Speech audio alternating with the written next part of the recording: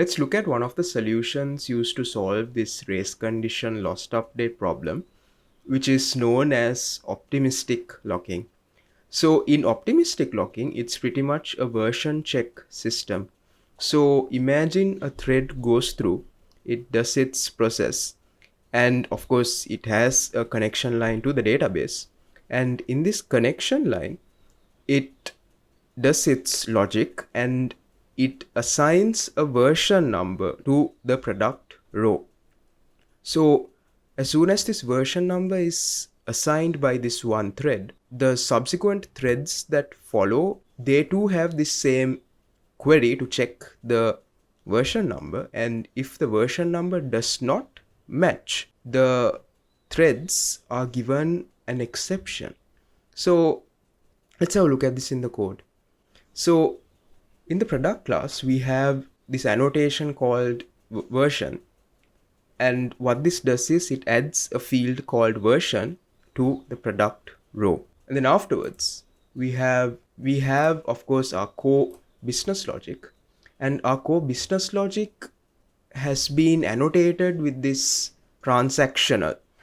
So what this transactional does is it basically makes sure that all of this business logic is done within the database connection line. So that is what transactional does. So let's now run the script and let's have a look at whether if this will work.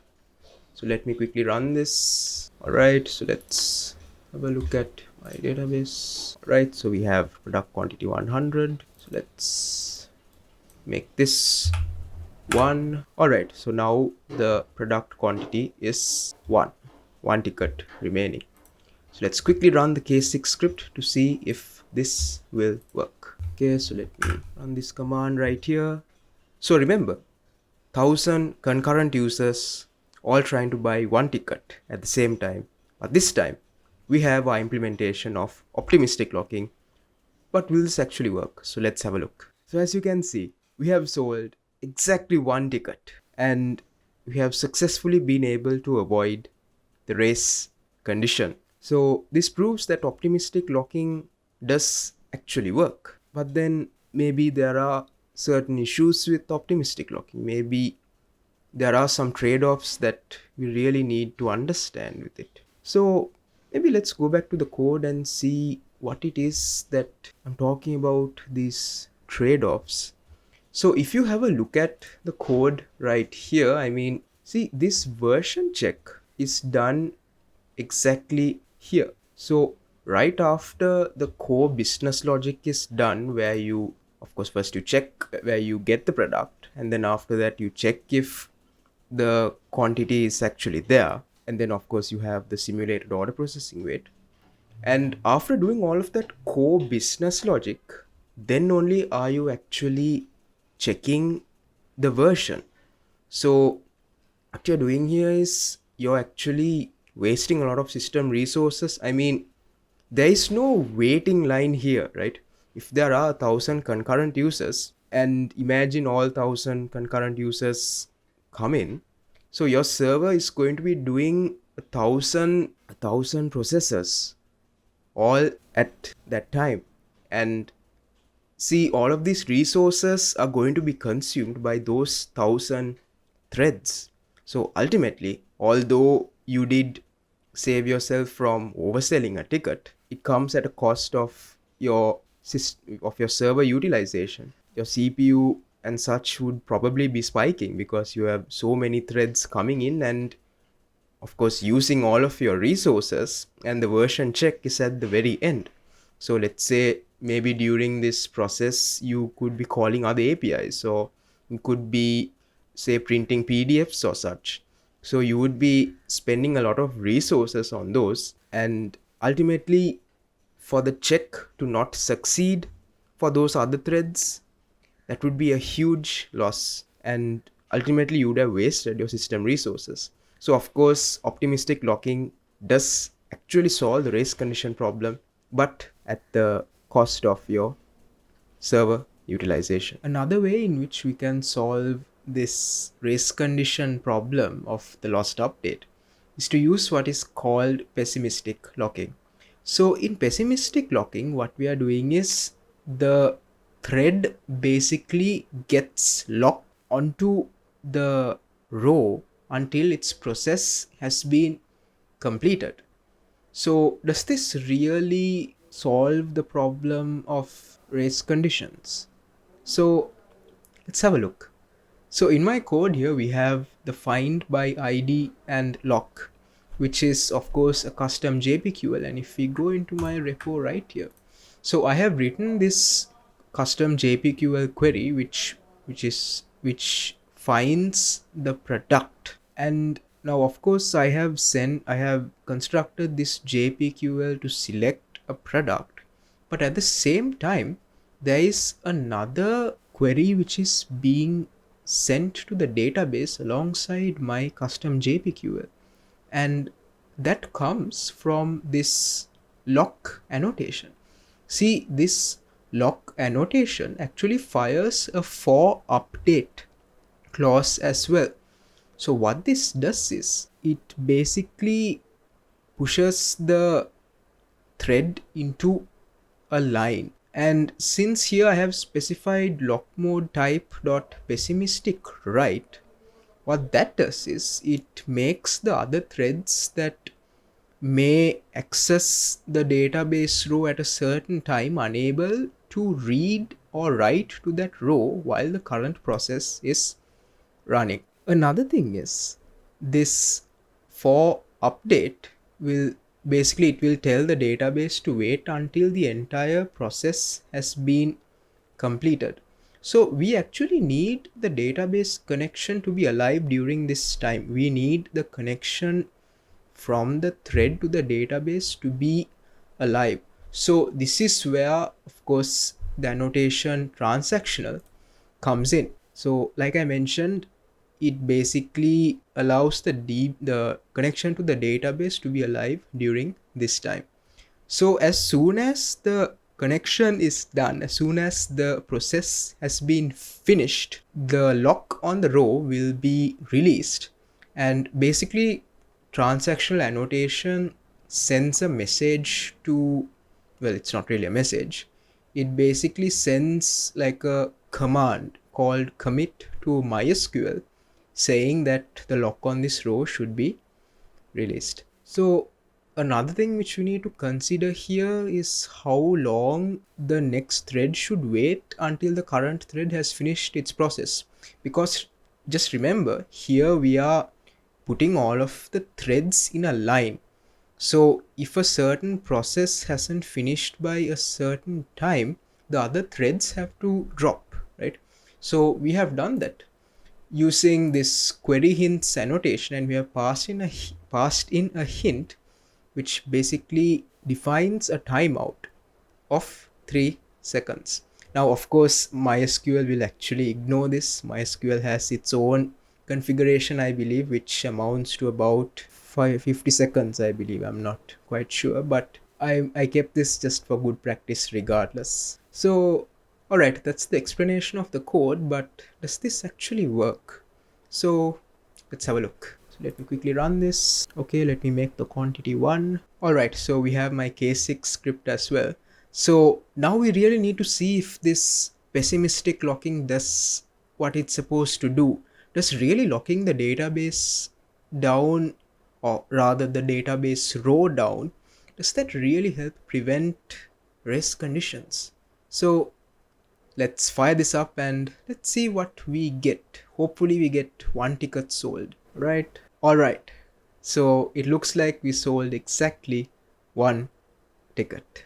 So now this brings about a question: what really is the drawback of pessimistic locking? See, assume there are 50 database connections, and from those 50 database connections, only one thread is able to do its thing at a time, right? So from those 50 threads, one thread locks down a certain database row, and while it's locked, the other 49 rows are pretty much sitting idle. And if there are, say, 1,000 requests coming in, you might have another 950 connections just waiting to get a database connection, 950 threads waiting for a database connection. So what would happen then? Those 950 threads would eventually get a connection timeout error. So while this does actually solve the problem of race conditions, the lost update, it comes at a price of database connections being wasted. You're unnecessarily using database connections, and those are being wasted. And not just that, you get severe timeout errors as well. Another way in which we can solve this race conditions lost update problem is to use what is called as the atomic update method. So in atomic update, what you're doing is you're essentially selecting and updating the product all at the same time. So of course, in this logic that you write, you can include conditionals as well. So what do I really mean by this? So let's take a look at the code and let's have a look at what I really mean by that. So over here, we have this function of decrement product, which we can go into. And see, there is a custom JPQL query here where I am updating the product quantity, I am selecting the product, and I am adding this conditional statement to check if the quantity is actually greater than 0.